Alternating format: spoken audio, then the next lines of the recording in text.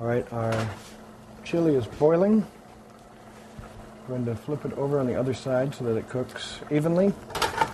And now we want to set up our blender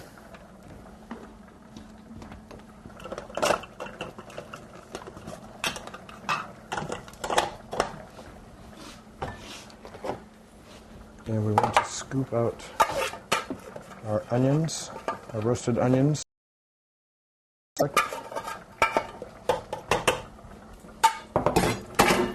We'll add this with our tomato.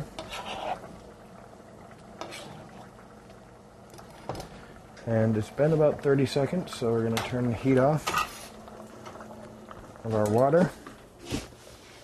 Our chili should be soft, and some of these seeds are going to pour out because we took the stem off. If you want this chili to be a little bit hotter, you can leave that in.